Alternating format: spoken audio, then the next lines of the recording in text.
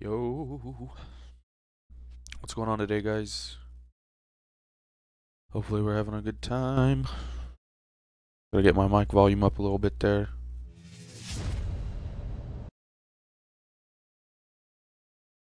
Hold on. There we are.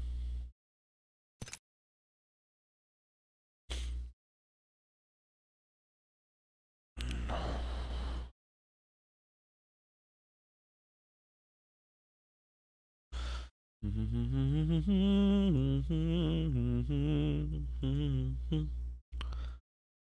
don't know why that's stuck in my head.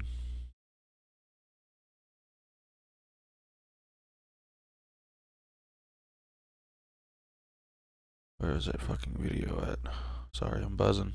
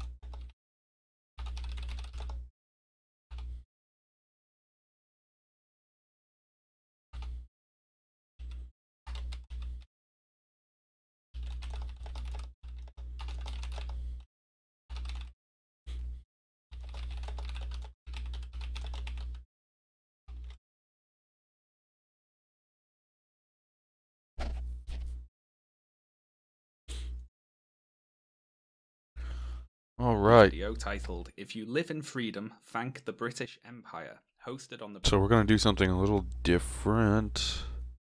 Before I do some playing, there's this new Shaun video came out, which is a really big fucking deal.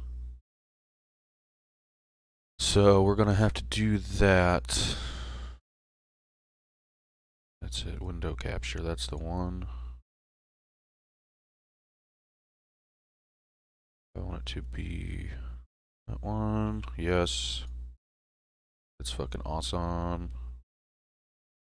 Okay, now I just need to take that and pull it down to, okay, so if I put it under game capture, yeah, there we go. I want everything else to still be somewhat visible. Oh shit.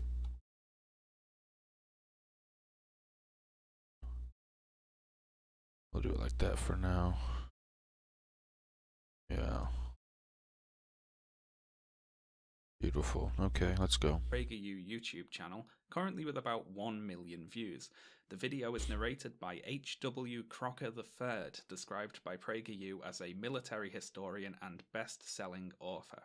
So, a few months ago, I made a video about PragerU titled "How PragerU Lies to You," where I put forward the radical, shocking idea that Prager University... What was that guy's name? Let's look him up real quick. H.W. Crocker III. Okay, H.W. Crocker III. Whoa. That's crazy. It moves with the window. Whoa. I'm not editing that in Streamlabs. That's really dope. Okay. Let's see. H.W. Crocker III wiki. Let's just go to wiki. Huh. Oh, look. He's in the politically incorrect guide. Yikes. Oh, man. Look at the title of this book.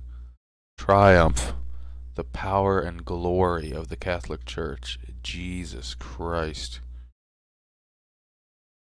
Fuck this kind of... Anyone who does that kind of shit Crocker the is a Third, prick. described by PragerU as a military historian and best-selling author. So a few months ago, I made a Military video about historian. PragerU He made a book titled about the How church. PragerU Lies to You, where I put... He made a book about the church. His most notable book is about the Catholic Church. But in PragerU, he's a military historian. When is theologian historian and military historian the same thing? Studying the church, writing a book about it, and being a military novelist. So you can just see already that they're kind of like twisting words around forward the preemptively. radical, shocking idea that Prager University isn't actually a university, but is instead a YouTube channel funded by fossil fuel billionaires with the aim of promoting a biased and factually incorrect far-right worldview. Well said. Again, this is why I love Shaun, because he's so calm and collected. He shits on these people. You guys gotta sub to Shaun. Hit the bell. All of which, I think you'll find, is undeniably true boom. and beyond dispute. Now, in that video, I mentioned that there were a few PragerU courses, and remember by courses I mean YouTube videos, that were worthy of a more in-depth look. And so if the fucking PragerU, textbook misinformation. Any person who doesn't understand the education system well at all, and who was mistreated by it, will look at this like it's some kind of academic source. And this is the big problem with our education system, is when it fails people and they're bitter about how basically their teachers told them that they're just going to be garbage their whole life and it's not going to be anything else but that because they're not good at school like they did in the fucking 60s, 70s, and 80s. You get people who hate education, who hate the institution, and want to destroy it because of how it basically destroyed their childhood development. So when those kind of people are online looking for antithetical arguments against the institution they already hate in a form of confirmation bias, they find stuff like PragerU. And PragerU looks, I mean, its whole thing is about looking pristine and looking scholarly. I mean, they call themselves Prager University. It's a fucking YouTube channel that has the word university in the name. Alright? And it's not like Veritasium. There's just topics. Without sources, ever. There's never scholarly sources in the video. It's just conjecture by people with misnamed occupations and professions making political arguments. It's lobbying. They're lobbying the public. Like, usually when you think about a lobbyist, you think about a guy who works for a company going and talking to politicians and trying to grease their palms. This is them greasing your palms by feeding you the hate you already have for society and the institutions in it because they failed you. They're feeding confirmation bias intentionally. To take a peek at what is probably the worst of the bunch today. In fact, it is to me the most blatant propaganda PragerU have ever published. Before we get to it though, I should mention that there are several other YouTube channels who have produced their own responses to this video, which you'll find if you do a YouTube search for PragerU British Empire response. Yep. Now, usually seeing this sort of thing dissuades me from making... In fact, if you type in PragerU into YouTube, usually you get more debunks than actual PragerU videos. PragerU, alright? If you just type in PragerU. First, you get Candace Owens interviews, an hour long Candace Owens interview. Good luck listening to that. But yeah, look. So when you type in PragerU, first you get their fucking channel. Let's make sure this is the real one. Prager University. See? They don't say it in... Year after year, they call themselves a university. And now they talk to people who have been basically like indirectly... Wait, Paris Denard? I remember him from something. Hold on, I'm really sorry. This is the Candace Owens show on PragerU. Oh my god. Now hold on, Paris Denard. I remember this guy. He was on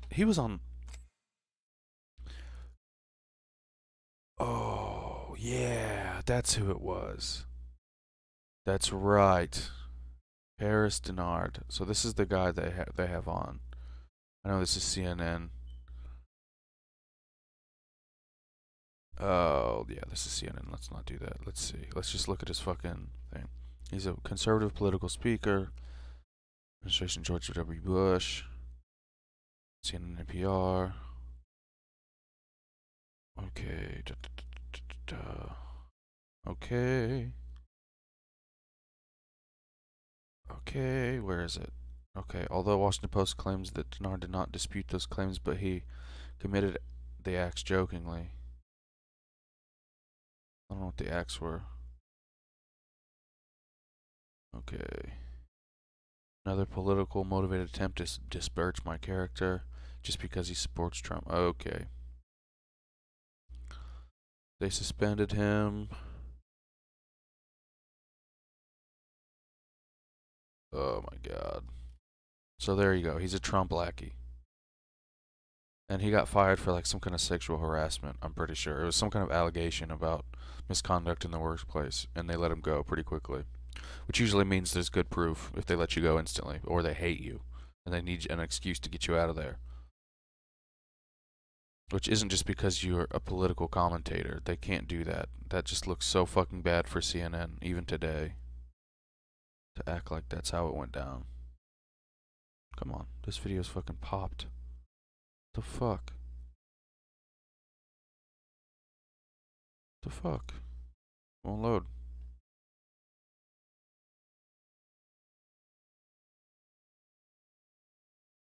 Jesus. Come on, babe. I don't know what the fuck's going on right now. I mean, I have internet. It's just this video. Literally, it's just this video. Fucking motherfuckers. Fucking YouTube's fucking broken. Sorry, guys. I'm gonna have to fucking pull up another thing.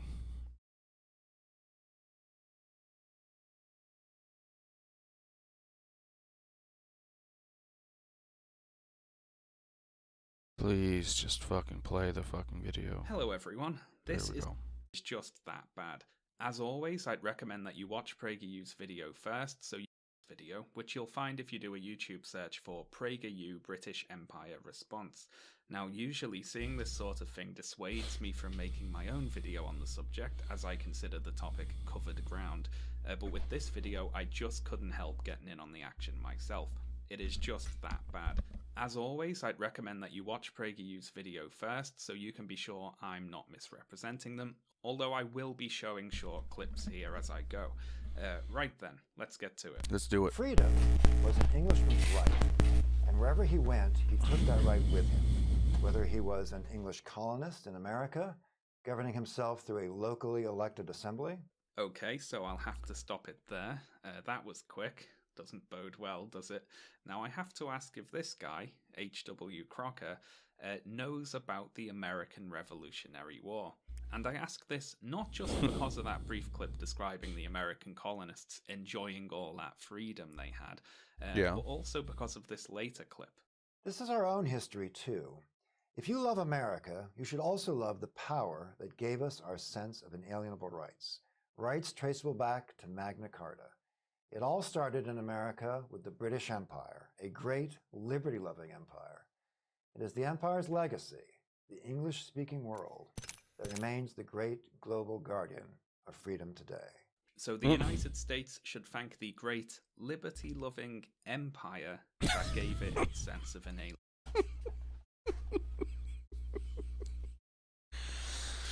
Classic fucking redcoat argument. We should be grateful for the opportunity they presented us by trying to murder us for wanting taxation with representation and all that shit. Alienable rights. Now, nowhere in this video is it ever mentioned how the United States came to be, or that they fought a war against that great liberty-loving empire in order to be free of its control. I mean, that doesn't really make any sense, does it? If your only information about the United States or the British Empire came from this video, you would conclude that the British Empire peacefully passed the freedom baton to the United States, appointing them the new defenders of justice and freedom and liberty and all the other words that are used completely meaninglessly. The British. It's so true. And that's exactly why this is a misinformation. It's sloppy. If they're just bad, and if they know what they're doing, this is intentional deception. You know, this is like misinformation 101. If it's intentional. I mean, they could just be completely wrong and completely ignorant to history. But the chances of that are pretty low considering, I mean, just look at how old that guy is. Like, do you really think he's been around for that long and hasn't been corrected yet? Like, if he was saying that shit while he was in school, he would have been being corrected by his professors. You know, like, they always act like this kind of, like, these modern economic theories and political theories and philosophical and psychological and all that, they act like it's just theory, you know, like it hasn't been proven yet. This stuff was going on in the 1800s and was settled science in the early 1900s. So these people are going against literally what they were taught in their own school. This is just institutional rebellion gone on for way, way too long because there's a market for it in the United States. Always thought of themselves as liberators, as bringers of freedom. The British believed the final and necessary justification of their empire was a moral one. Now, here I'm afraid Mr. Crocker has fallen, perhaps deliberately, for some very out-of-date propaganda there. Claiming not to be conquerors or invaders, but actually liberators, has been a tactic of aggressors all through human history. And plus you would need a source to say that kind of thing. You know, sources, which you'd never see in a PragerU video. All they would need is like links in the description with a timestamp of where it was mentioned. It would be that easy. But they don't do that. Instead, they fall almost immediately over the first chance they get at like putting a factoid out there. The Roman Empire, for instance, disguised various aggressive campaigns as merely acts of defense. They exaggerated minor threats to justify overwhelming force, and so on. Even Nazi Germany...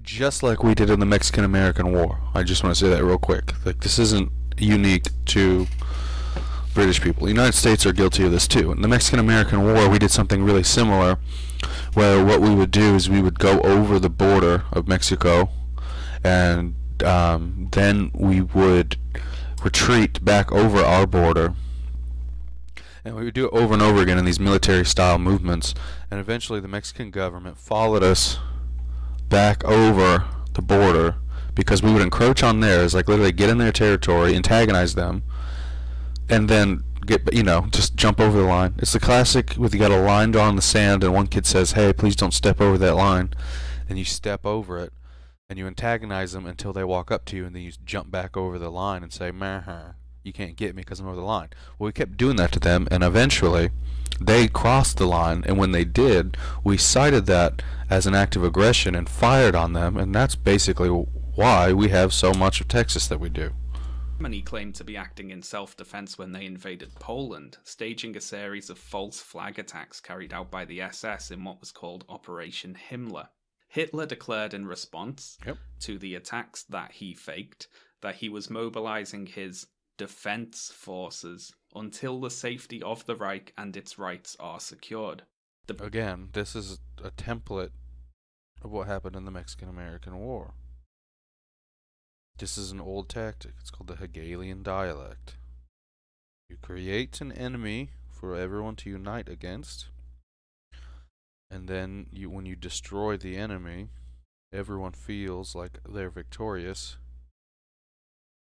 while you are also victorious in your own pursuit, which is rallying everyone onto your side.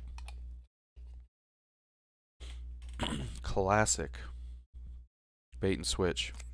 It's like if you want, like let's say you have a YouTube channel and you want to grow it, the best thing you could do is make 15 YouTube accounts that shit on your channel 24/7. All they do is post negative comments, and shit like that and antagonize. It will create a group of people who are sympathetical to your cause, and you will rally troops behind your cause. And they think they're rallying against the haters, but really they're just being manipulated into rebelling against hate. You know, they make it look like these shit posters are the epitome of evil, and then they join your side gleefully, even if they don't agree with you, just because they want to be against hate in a public setting. British Empire. Sorry, that was a huge divergence. Let's go. May have claimed at times to be liberating and freeing people, but that was just a smokescreen for its real aims. Yep. Territorial expansion, access to resources, power, glory, all the usual rubbish. I'd advise looking into the events preceding the 1879 Anglo-Zulu War fought between the British Empire and the Zulu Kingdom if you'd like a handy example of the British Empire's use of extremely flimsy pretexts for provoking and justifying wars with people it was just invading. Speaking of flimsy pretexts, how's that for a link there? Even Gandhi praised the British Empire, paraphrasing Jefferson, saying that he believed that the best government was the government that governed least, and that he found that the British Empire guaranteed his freedom. So, Gandhi is a nationalist. Jesus. Gandhi was calling for anti-colonialism. When he says government, he's talking about colonization. He's not talking about free Medicare and assisted living. He's talking about the English East India Trading Company having a monopoly on the entire Indian economy and enslaving an entire fucking race of people, an entire culture. That's what he means when he says government. He's talking about colonization and oppression. Governed him least of all. Now, this is really amazing, this bit. I think it's probably the slimiest, most deceptive argument PragerU has ever uploaded, and that's a field with some pretty stiff competition. I wholeheartedly agree. To try to twist Mahatma Gandhi into your narrative when he was talking about anti-colonization and you're a fucking British colonial imperial elitist. It's disgusting. It's like when people like Jeff Sessions try to make a claim that the Democrats are the real KKK. It's when this is the same thing as when a murderer, a person who committed a murder tries to completely frame someone else who's not, and they know they're a good person. It's like finding the opposite of you and painting it as you to create an enemy for everyone to rally around, and they'll rally around you to fight that enemy. But you are the enemy. You know, it's Steven Crowder, it's Tucker Carlson, it's every time we've ever gone into a war, it's the same shit. It's the good old trick. It's a wolf in sheep's clothing, putting a sheep in wolf's clothing. So what's wrong with this quote? Did Gandhi say this? Well, kind of. This quote is actually a paraphrase, and I consider the tactic of writing it alongside a little cartoon Gandhi as if he said those exact words to be rather shady, to say the least. However, he did express that sentiment in 1915, as quoted in the speeches and writings of M.K. Gandhi, published in 1922. Now, in the West, if Gandhi is known for anything, it's being a proponent of non-violent resistance to the British rule of India. So why would Gandhi, who thought that the British Empire was the best government ever, according to this PragerU video at least, also be leading a resistance movement against it and asking that it leave India? What a puzzle we have here. Now that See? This is common knowledge. You don't even, this is like, this was in textbooks, you know? Like, to sit here and act like, you don't even really need to cite sources for this. This is like general shit. I mean, of course you're gonna have to in some kind of like rebuttal like this. But like off the cuff, you know, anyone with a decent understanding of how history works can just like recall like that this stuff is just incorrect. And I'm not even that fucking smart. But like all you have, if you just know a little bit about like the British imperialization of India and Gandhi's role in undoing it, you would know that that's just not what he meant. And he definitely, it's just like, it's a clear twist. Like, he was trying to argue in favor of the fucking British government. Holy shit, that's so bad. Is a good find. And they're saying that in 2019. That quote from the PragerU video is from 1915. Current year argument. As I said, however, their little cartoon there is actually traced from a photograph of Gandhi outside Downing Street 15 years later, which is a little deceptive there. What could have happened in those intervening 15 years? Anything that could have perhaps altered Gandhi's appraisal of the British Empire's governing abilities? Well, we'll see. Content warning for particularly nasty descriptions of violence in this next section, folks.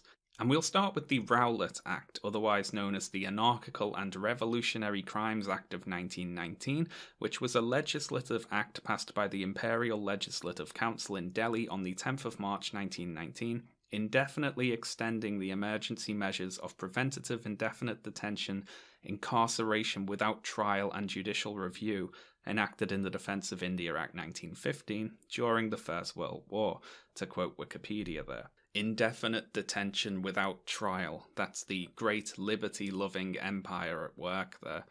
Now, Gandhi responded to the passing of the Rowlatt Act by promoting non-violent civil disobedience, an act for which he himself was arrested.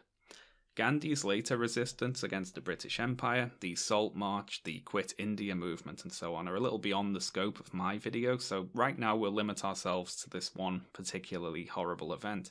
So, on the 13th of April 1919, thousands of civilians gathered at a public garden in Amritsar to celebrate the Punjabi New Year festival, as well as to protest the recent actions of the British Imperial government, including the passing of the Rowlatt Act. Fearful of a rebellion, Colonel Reginald Dyer of the British Army ordered the main exits of the garden blocked, then ordered his troops to open fire without warning on the group of civilians.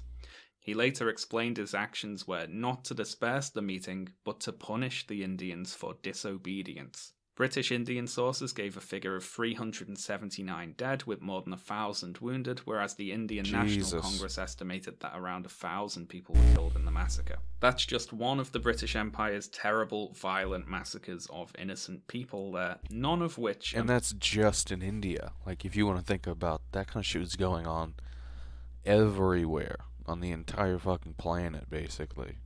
In the United States, South America. And that's what happened everywhere they went.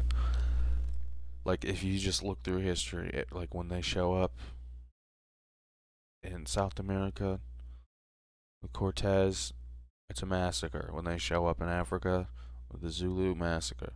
When they show up in the United States with the Native Americans, massacre. So fucked, man. What the fuck were we doing? Like, as a species. Like, civilization back then was such a mechanism of evil.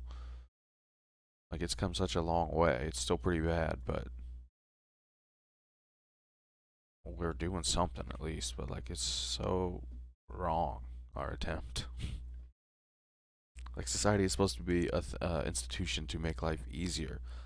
You know, it's supposed to be walls around the harshness of nature and being a wild animal to make life easier and safer, and it's just was so far twisted by the church and monarchies mentioned in the PragerU video, and we have to wonder, why not? Well, not really. It's because they're shameless propagandists presenting a biased, one-sided view of history. PragerU takes the approach of sticking their head in the sand and pretending such events never took place, so who knows what they think about it. However, we do know what this guy in particular, Crocker, thinks about the incident, as he describes it in his book, The Politically Incorrect Guide to the British Empire.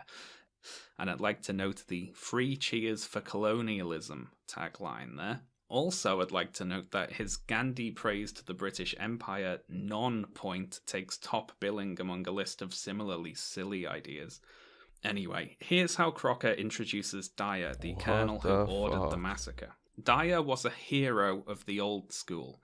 He had been born in India and spent his childhood there before being educated in Ireland and at Sandhurst. He had a gallant record that extended from service in the northwest frontier to Burma. Most of all, he was a man who stood by the British imperial principles of justice, fair play, and decency, delivered by force if necessary.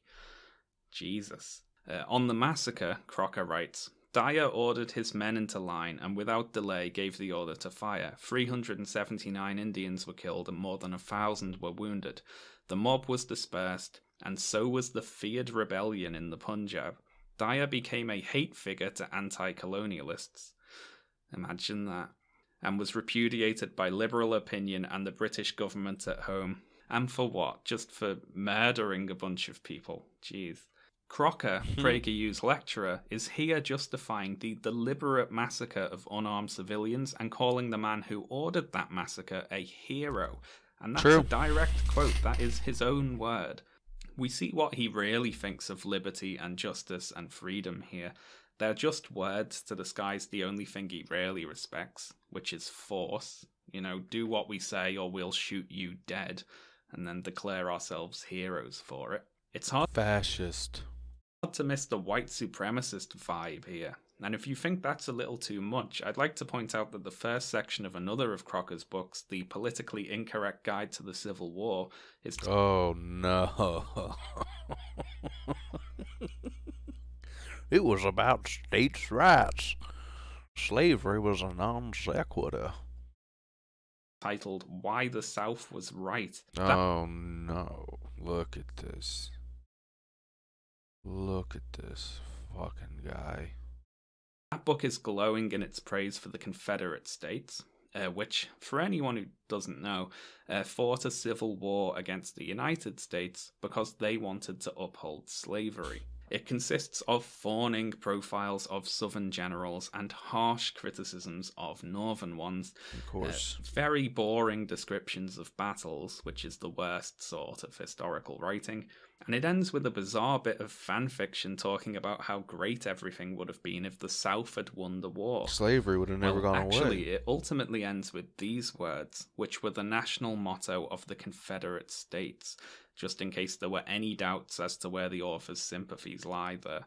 Now, let me just say, I am fine being considered politically correct if that means thinking slavery and the mass murder of innocents is bad. By the way, I just thought I'd throw that out there. You know, if that's what being politically incorrect means, then count me out, you know.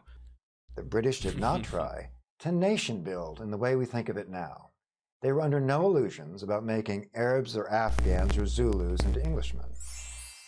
Yeah, because they thought they were fucking mongoloids compared to them. They consider them animals. They were chattel to be manipulated just like cows. They weren't going and looking for people to meet them. They were looking for slaves because they're efficient, or their process was so inefficient that they were fucking just killing them off left and right. I mean, just look at like the slaves they transported from Great Britain to, or you know, when they were not Great Britain, but when the slaves were being brought over to the American colonies, like how many died and shit, and that's just on the boat, not to mention the actual trek to the boat from wherever they got them from, which I guess were probably port cities most of the time. So I don't know, but I mean, yeah, like that. Yeah, of course. Like this guy's making it sound like they were culturally sensitive back then, and there was nothing like that at all. They didn't even know what culture was. There was just civilization, and then there was all the fucking pieces of dirt that moved around, and they fucking stacked them in such a way that benefited them. That was the whole point of going and finding the Arabs and the Zulus and the whatever's. More than content to leave people alone, to let them be themselves, to govern them with the lightest possible hand. So then, Ireland. Now, I've used this line of argument before, but I would really like to see this guy explain to the Irish that the British were content to leave people alone and let them be themselves. And there's too many things to even talk about here, of course. Cromwell's conquest of Ireland, the mismanagement of the response to the Great Famine, which led to mass starvation and emigration, the prohibition of the Irish language being taught in schools, Margaret Thatcher, generally, that was sort of a shared burden, that one though. And all the problems with the border between Northern Ireland and the Republic of Ireland that are currently still now ongoing thanks to Brexit. But hold on there a second, Shaun. Say, all 10 of you diligent folks who actually go and watch the other video when I suggest it. PragerU's video actually references Ireland in the single instance of admitting that the British Empire was not completely perfect. Let's have a watch. Even where the British have merited criticism, as in Ireland, there is more to the imperial story. During negotiations to create the Irish Republic, for instance, British Prime Minister David Lloyd George, who could speak Welsh, reminded the Irish nationalist and Gaelic extremist Eamon de Valera that the Celts never had a word for republic. It was an idea given to them by the English. So, what was that? Crocker admits that the Empire merited criticism in Ireland, which is putting it rather lightly, but as a counter-argument quotes David Lloyd George talking about the origin of the word republic, which has nothing to do with anything. You know, not only is it completely disconnected from any of the criticisms that the British Empire merited, it's a misquote. Now, there are different accounts of this particular conversation, but none of them are so ludicrous as to credit the English with the concept of the Republic. That's from the Latin, you know, as is this Irish word, which has its roots in populace there, which was one of two competing Irish translations of the word Republic at the time. Not that any of this matters, of course. What a really bizarre way to avoid actually mentioning any of the crimes of the Empire. Never fear, though, if we want to see exactly what Crocker thinks about the Irish, we can just once again take a peek at his politically incorrect guide to the British Empire, where we see him talking about Ireland's recidivist barbarisms. There it is. He got him. But did he fucking read this book or something? But like clearly, I mean, this is a bubbling up of what exactly I was talking about earlier, that kind of attitude. More human than, you'll see it in these kinds of insults right here. This kind of shit. Recidivist barbarisms. Trying to make it sound like they're evolutionarily going backward to, you know, fucking 2,000 years ago, basically. More. 4,000 years ago. Fuck. He says, there is... This guy is like in his 50s or 60s. Much to admire about the Irish, but it is also easy to see why the English, when not regarding them as comical, tended to see them as shiftless, ignorant, stubborn, contumacious, and cruel. Crocker concludes that the English left Ireland language, laws, and parliamentary government, but did nothing to tame the stubborn pugnacity of Ireland's Celts. Can't civilize them. Jeez, left Ireland language. It already had a language, honestly. If you had to guess when this racist drivel was written, you'd guess like 1910 or something, wouldn't you? Not 2011, which is when it actually... 2011. Guys, Barack Obama was in the White House. And this guy was trying to talk like this. Actually was released. Now, not mentioned in the PragerU video, of course, are any of the Empire's various other crimes, which again are too numerous to mention here. There's nothing about the Empire's use of concentration camps in Africa, its massacres of indigenous Australians, overseeing a famine in India that killed and displaced millions of people during the Second World War, though I'm sure Crocker could find someone loosely associated with each of those events who had once said the word republic or liberty or something, you know. Don't look at all the bodies, just say words like freedom and liberty over and over. Now, I earlier said that those words were being used meaninglessly, and just to back that up a bit, I'd like to quote again from Crocker's politically incorrect guide to the Civil War. He says, "The Confederate States of America, in short, had formed a republic with a limited government that guaranteed individual and state rights." Unless you were a slave, of course. And unlike the Republic up north, didn't insist on subjugating states that didn't want to be a part of it. The Confederacy might have had slavery, as the United States did, but it was no tyranny. Again, unless you were a slave. Now, the United... Jesus. I'm sorry, but we have to check this out real quick.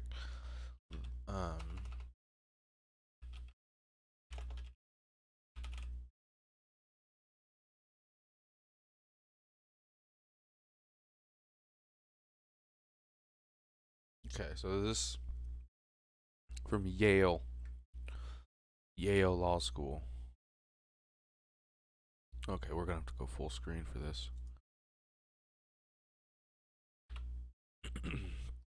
Yale Law School, Goldman Law Library, the Avalon Project. Okay. This is the fucking beautiful, beautiful Confederate Constitution. Anyone can check it out.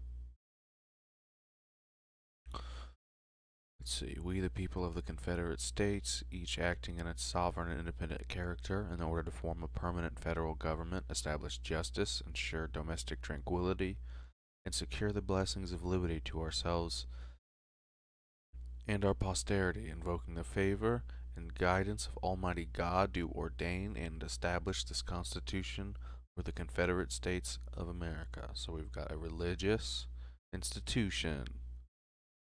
Yay. Based on the guidance of Almighty God. Invoking the favor and guidance. So this is so right away, the big difference from the Union or the fucking United States of America is that this is a religious institution. Yikes. Alright.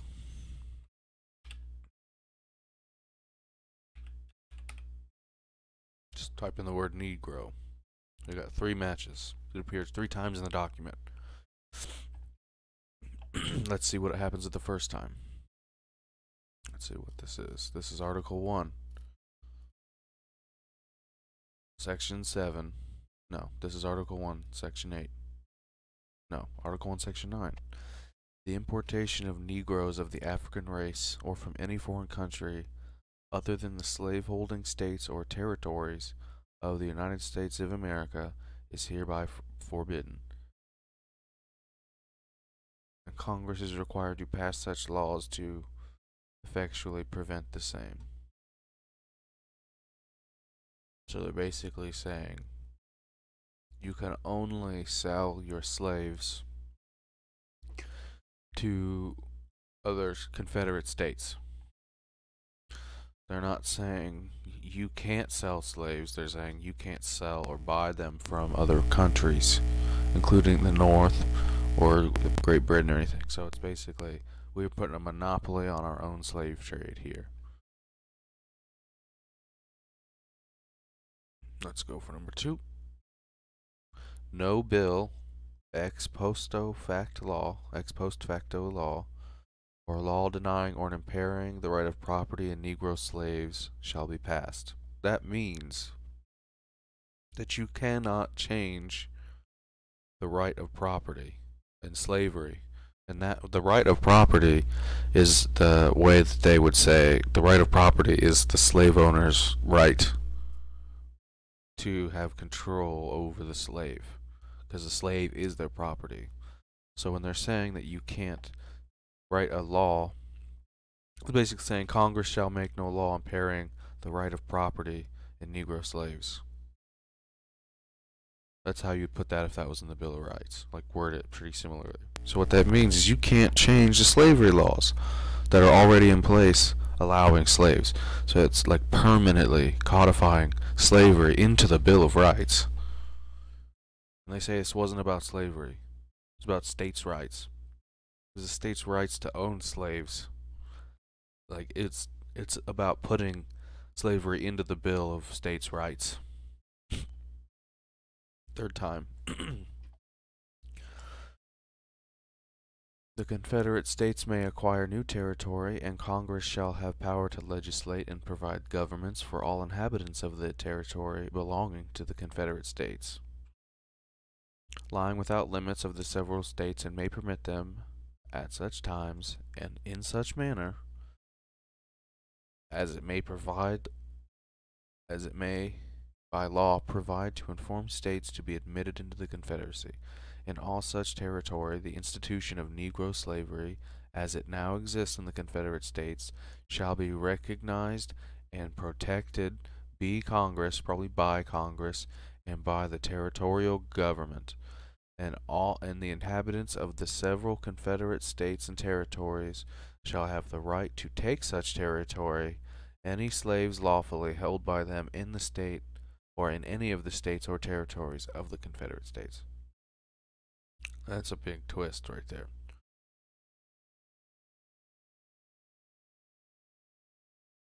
I don't even fucking know where to begin with that one, honestly. You have to read that 40 fucking times. In all such territory, the institution of Negro slavery as it exists shall be recognized and protected by Congress and by the territorial government. So that's basically the meat of it. So there's 3 different places in this Constitution where slavery is protected, like in a blanket open statement like that can be interpreted in so many fucking ways because it's, long enough to be 3 sentences. How many fucking semicolons are in that sentence? It's like a whole giant sentence and then a semicolon and another one. Okay.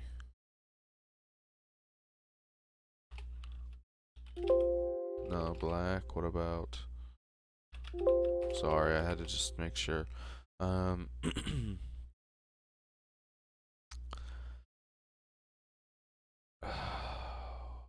would it be? Slave.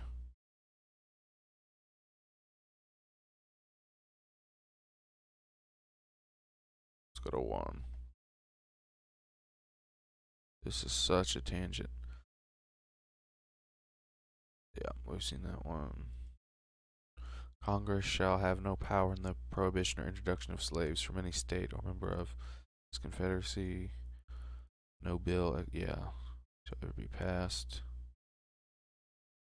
The citizens of each state shall be entitled to all privileges and immunities of citizens of several states, and shall have the right of transit and sojourn in any of the states of this Confederacy, with slaves and other property, and the right of property, and it said slaves should not be thereby impaired. So it means you can move freely with your slaves.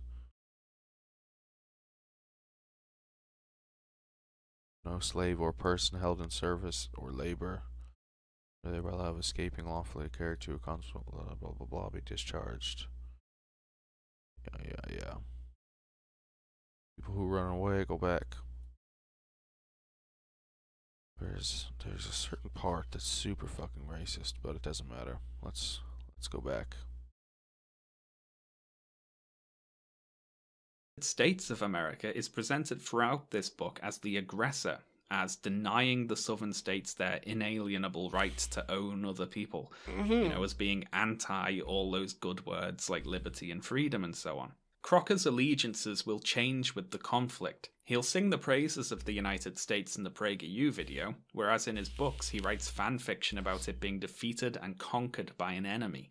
It's a bizarre trend among people who claim to love Western civilization, fascist, to find themselves praising its greatest enemies. For instance, new PragerU collaborator Candace Owens recently got herself in some hot water for claiming that Hitler would have been fine if he kept his ambitions inside Germany. Now, I'd like to close out today. So if he would have just killed the Jews and not invaded any countries, it would have been fine. by asking who on earth Fascist. this video was made for. You know, anyone in or near a former British colony will immediately recognize it as bullshit.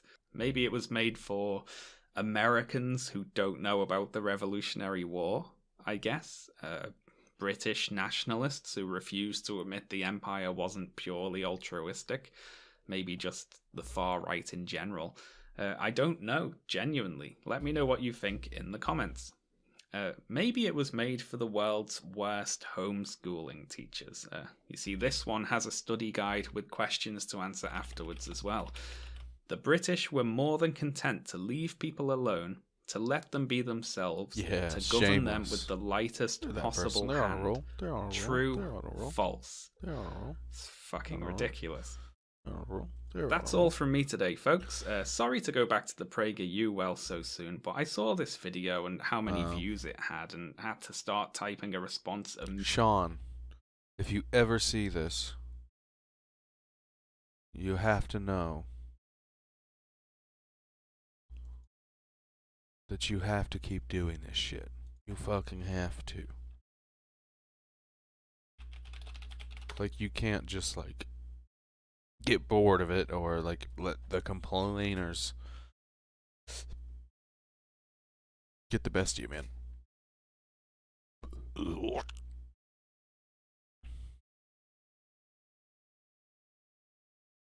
Like, you have to deal with that shit head on. Always. You've definitely got the right idea.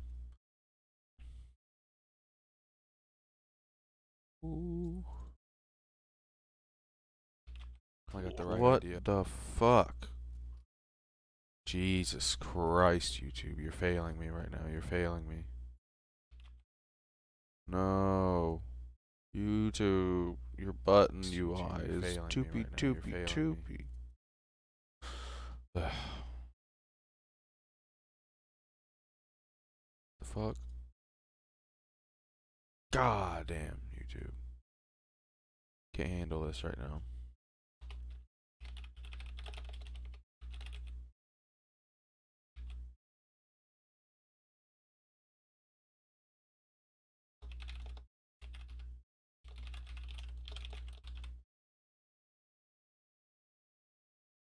Okay. Yeah, you gotta call that shit out every time you see it. Can't let one get past. Definitely can't.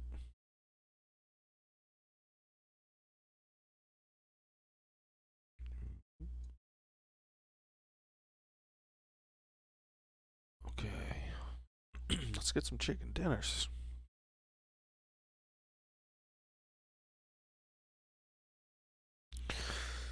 I don't have too much time. Nope, actually, I'll BRB.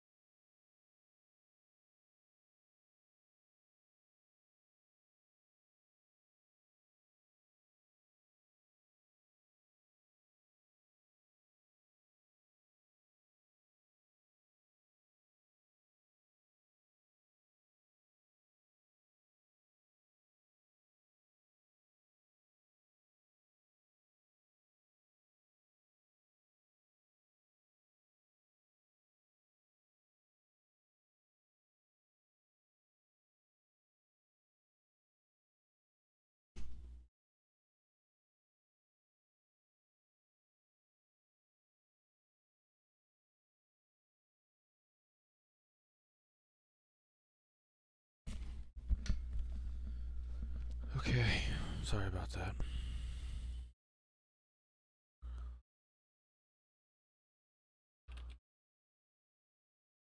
Okay.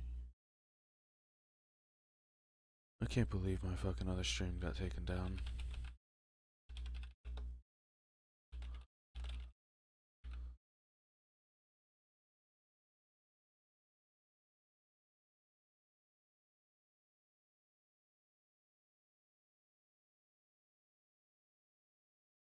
So stupid. It's not even monetized.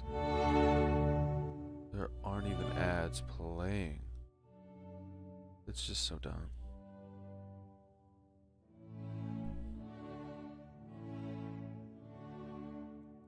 So if you listen to nobody classical musicians.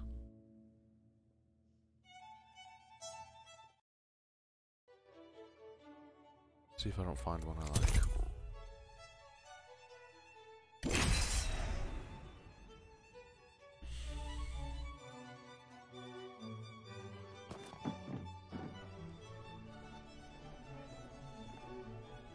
Yo yo. What's up? Just eating. That's the point.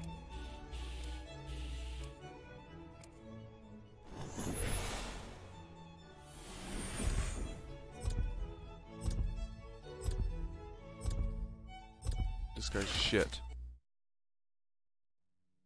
Debussy. Nice. We will defeat all of our enemies. What's fetus pudding? Skulten and Lutin, amigo. You might A learn delicacy too. somewhere. It's your mom's house? Your mom's house? Yeah.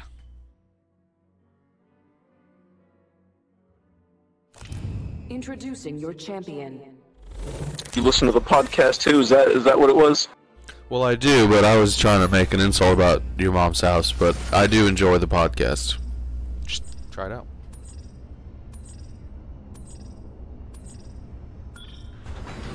Is that shit popular now? Is it OG?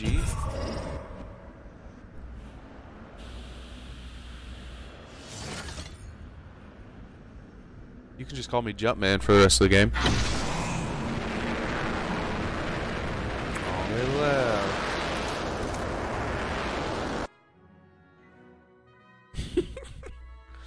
I was annoying. Champion squad though. Your boy a champ. I killed it my last game, I guess.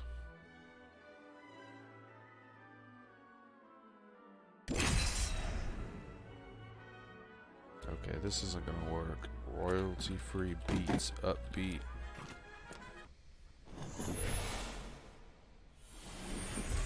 God, dude, royalty-free music sucks. So come here often says. Let's down to business. So come here often says. Today's a good day to see defeat. death. So come here often says. The hunts. Big things are coming for us. I can win this thing with one eye closed, or both eyes closed. Hell, I don't even MP3 have to show converter up. says. I remember middle school.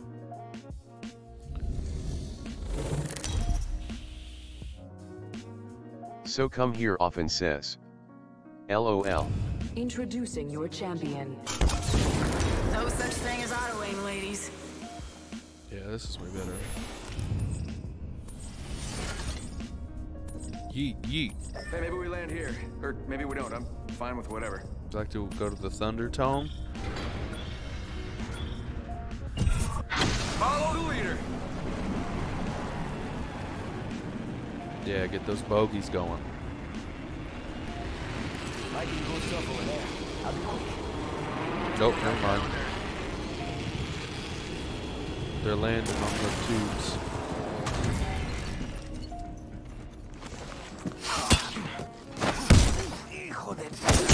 Beat the fuck out of his asshole. Nice down.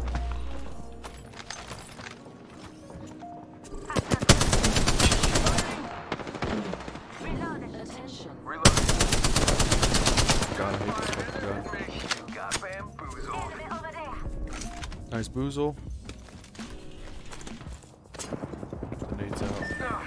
Heads up, got one here. So come here often says. Hostile right here, right in She's front of me. word. Enemy spotted. Knocked one. Reloading. Down one. There's one up top.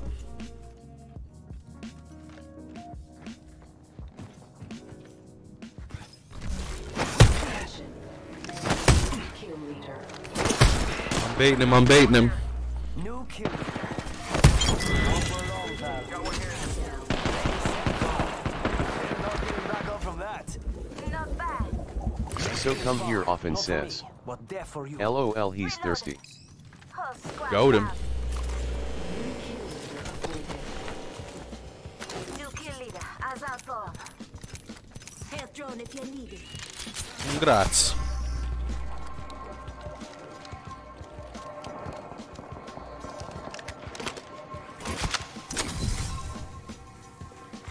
Kill leader eliminated.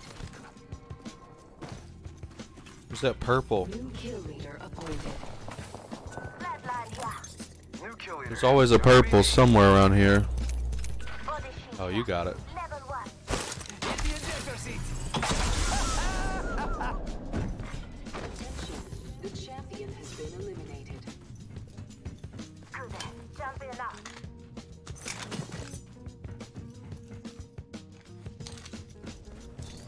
I need light ammo. Skull Town. Yeah. Level 2. We're down to 50% left. That's a pretty easy match. It's go time. Light ammo here. Light ammo here. Medic here.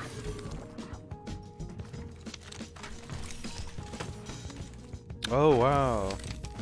Dude, that change with the 3 is gonna fuck me up.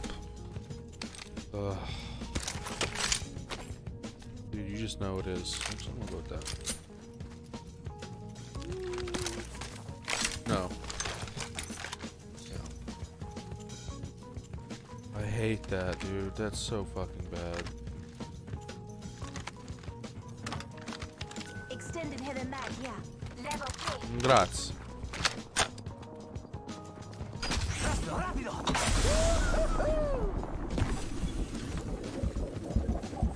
Love that shit. I don't know why. I'm usually not into characters like this, but it just feels so good in this game to get that speed boost. It's so much utility in that shit. Hitting the eject button. New kill leader? Not for a long time. Respawn north. Yeah, bitch. Let's push Bone Town, yo. Let's go over here. Go faster.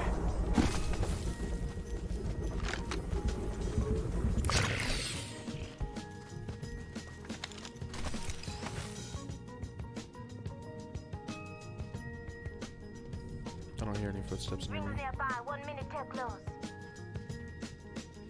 Some death boxes. Death box here.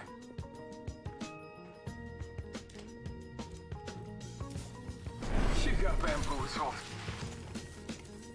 45 seconds. Ring's not too far. I'm okay with that.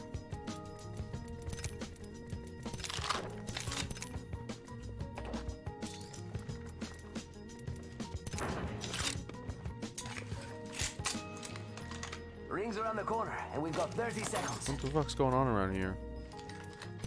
Yeah, the Ranger. The nades.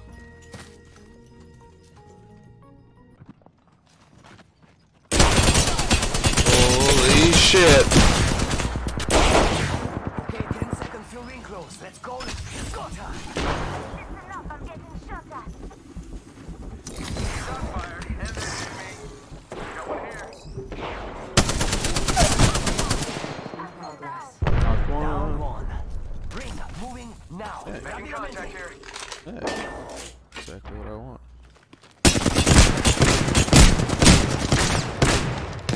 Oh, so close. Why'd you guys get downed? Just try a little bit harder. You almost had it. That sucked. Dude, I laid so many fucking bullets into those guys. Body shield So come here often Level three. says. LOL I was distracted Well, that's your GGS. problem. Fucking. There's only 2 people in that whole situation not rampantly looting, and it was me and that guy with the shotgun. I should have just hip fired him. Ugh.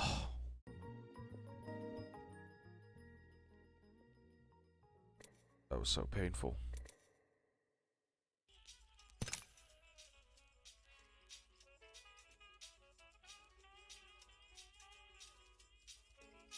Fuck.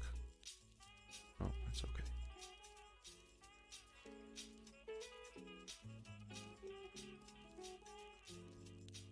What time is it? Oh, it's already 4. Shit.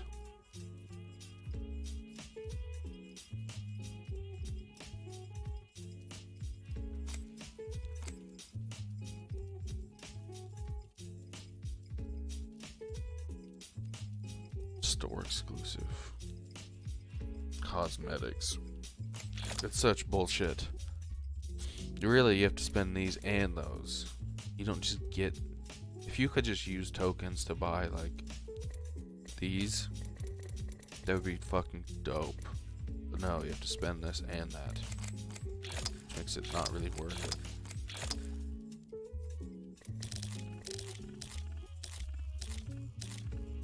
Like, who is this even for? Honestly.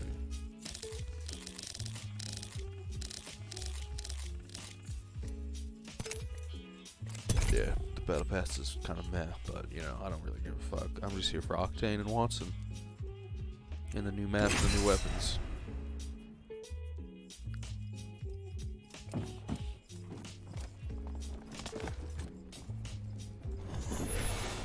But I'm definitely a Watson main.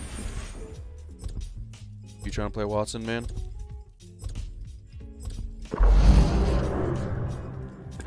My thesis? Give it to him. The willing will survive. Try out the new caustic buffs. Dude, that scratchy fucking... Did he dip? Why did he leave? What a fucking buff face. You know what I mean, dude? Father? I mean, adios. Right? That's what I'm saying. How did he do that?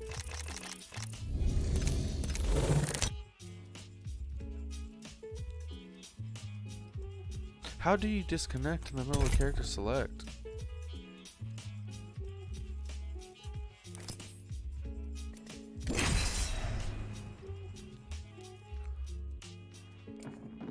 Lame.